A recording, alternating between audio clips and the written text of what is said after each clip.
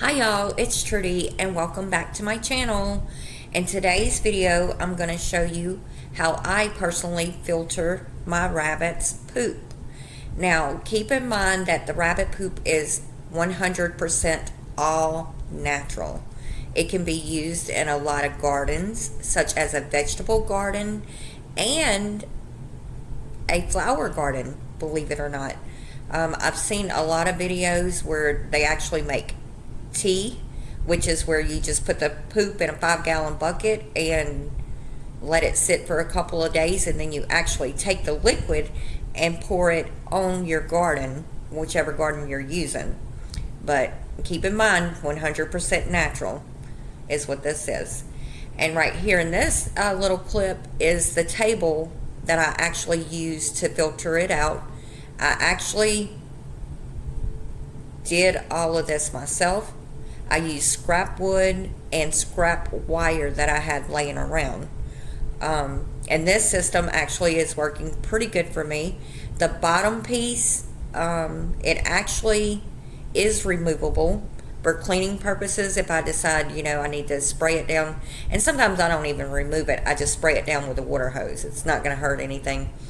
And another reason why I wanted it removable, just in case later on in the future I figure out another way or, change my mind on how I'm doing things now and want to do it a different way. It is removable, but the top piece is actually stapled in there.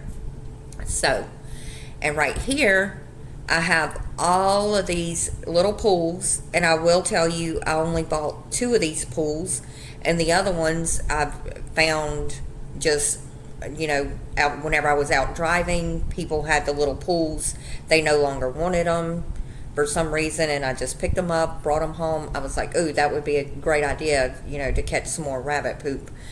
But later on in the future, I may change this and may actually spend a little bit of money to get a little bit of bins, because I poked holes in them, and some of them, with the heat and everything, they're not holding up the way I want to. But right now, they are working for me. I know there's probably at least 3 of those that I really need to change, but right now it's working. So at this point, I'm not going to change anything because it is working really well for me. And okay, I take them from where they were at, I just drag them all into the yard, and before I actually do anything, before I start dumping the poop out, I take a cultivator rake, which is a little rake you can just hold in your hand. And I don't know if you can see it in the picture or not, but there's a lot of hay on top of that poop. And it's just easier if I just take the poop, hay out before, well, most of it. I'm not going to get all of it, but I try to get as much as I can out of there before I put it on top right here to filter it through, because it saves me a little bit of time in the long run. Even though this whole process, I mean, you just can't get out there and be done with it. There's a lot to doing this. And actually, before I started drying the poop out, I was just taking it and dumping it in the bags. And I figured out, oh my God, I said, this is so messy. So what I did is I got on YouTube and just started watching some videos. And this is where I got a lot of my ideas from. So after it's dumped out and you put it on the top rack right here, then I take this little piece of board and I just like move it back and forth, and it sort of sips it through. You can see that some of the hay still falls in there, and there are some people that will take that and run it through again, but I don't think it's really going to hurt anything once it's bagged up or anything. I just basically leave it like that. And then right here this is after I've done everything, and this is all the poop that I've collected. And I try to do this weekly, so I would say this is probably about a week's worth of poop. And that's why personally I try to do it, weekly. So, because if you wait any longer, then the bottom rack right there is going to be so full. And I have done that in the past. I've maybe skipped a week and just did it, and then it was almost too much. I had to actually go out there daily whenever I uncovered it, to dry out. I had to take a shovel and like flip it so what was underneath could dry. So I do advise to try to do this weekly if this is something you're interested in doing. And this right here, this is what I do in the afternoon because sometimes it's foggy and sometimes it's not. But, because I leave it setting out all day to dry. So I don't want the night air or, it may rain during the night, whatever, but I don't want anything to affect my drying process. So this is what I do usually at nightfall. I just take, something like a little tarp underneath there, and then I put tin on it, and then on the top I have a board there because sometimes it does get windy. So that's to keep the tin from falling. And then right here, after all the poop is emptied and shifted, I want to rinse these out really good. I mean, you don't have to scrub them or anything because they're going right back underneath the things, but I do try to get, all the poop that didn't come out in the process, I try to just basically rinse that off is what I do. And then right here, I don't know if you can see it in the video, but there's like piles of hay right there. And I try to take and get as much of that out as possible.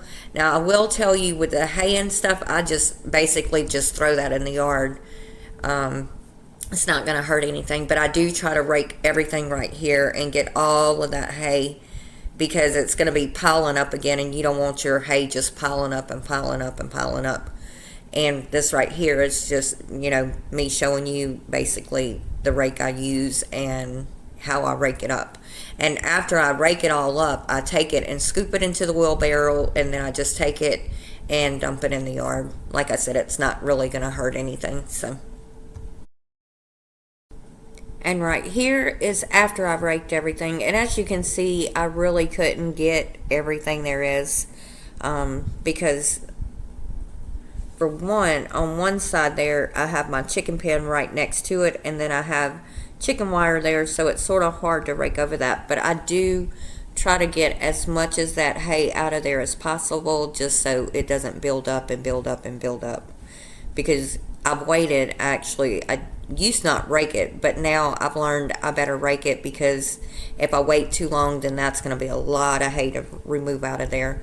And now it's summertime, and with the mosquitoes and stuff, I try to keep that area as clean as possible. And right here is basically where I just put everything back. Now, on the pools at the bottom, I have everybody's name in there because I'm worried about the scents and stuff, like if they smell somebody else's scent. I don't know, it's silly. It's probably not going to hurt anything where I put them in there, but I try to put them exactly back, back where they belong. I don't know. I have a doe that's real funny about other scents, so that's why I do that. I try to respect her there. But